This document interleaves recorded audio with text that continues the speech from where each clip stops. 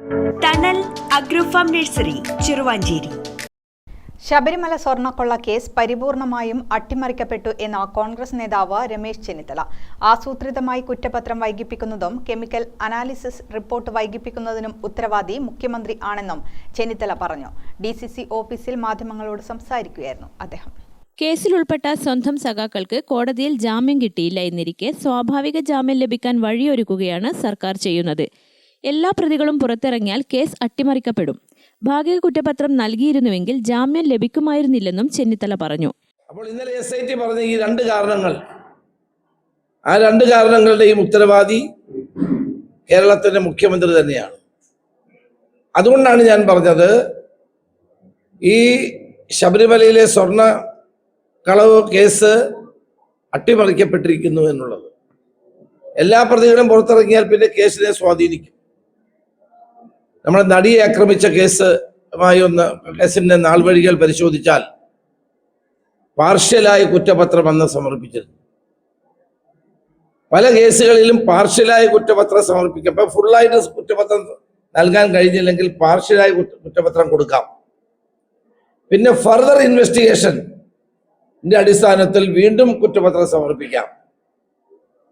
നമ്മുടെ ക്രിമിനൽ നടപടിക്രമ ചട്ടങ്ങൾക്കനുസരിച്ച് ഇതെല്ലാം നടത്താൻ കഴിയുന്നതാണ്. നടിയെ ആക്രമിച്ച കേസിൽ പ്രതികൾക്ക് ജാമ്യം കിട്ടാതിരിക്കാൻ വേണ്ടി എന്ത് ചെയ്തു? പാർഷ്യലായ കുറ്റപത്രം സമർപ്പിച്ചു. പിന്നീട് ഫർദർ ഇൻവെസ്റ്റിഗേഷൻ നടത്തി. ഫർദർ ഇൻവെസ്റ്റിഗേഷന് ശേഷം വീണ്ടും കുറ്റപത്രം കൊടുത്തു.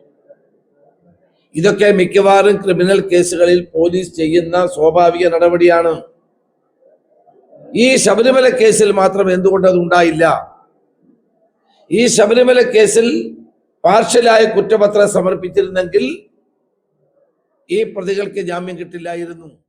നടിയെ ആക്രമിച്ച കേസിൽ വരെ ഭാഗിക കുറ്റപത്രം നൽകിയിട്ടുണ്ട്. ശബരിമല സ്വർണ്ണക്കൊള്ളയിൽ 4 മാസമായി SIT രൂപീകരിച്ചിട്ട് മോഷ്ടിച്ച സ്വർണം എവിടെയെന്ന് കണ്ടെത്താൻ ഇതുവരെ കഴിഞ്ഞില്ല.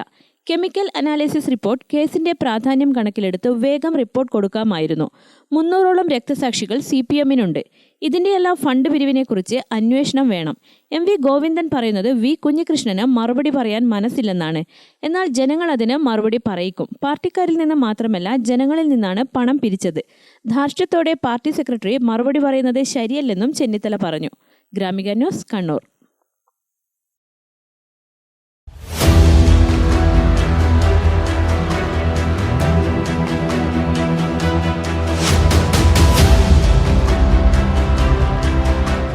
നിങ്ങളുടെ വീട് നിങ്ങളുടെ അഭിമാനം, ഒപ്പം ഞങ്ങളുടെയും.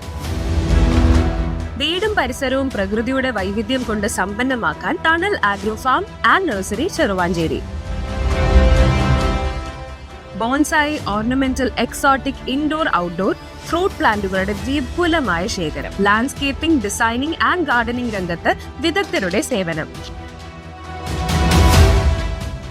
ഇനി നിങ്ങളുടെ പൂന്തോട്ടം മനസ്സുപോലെ മനോഹരം. The biggest nursery in Kannur district since 1997, approved by Government of Kerala.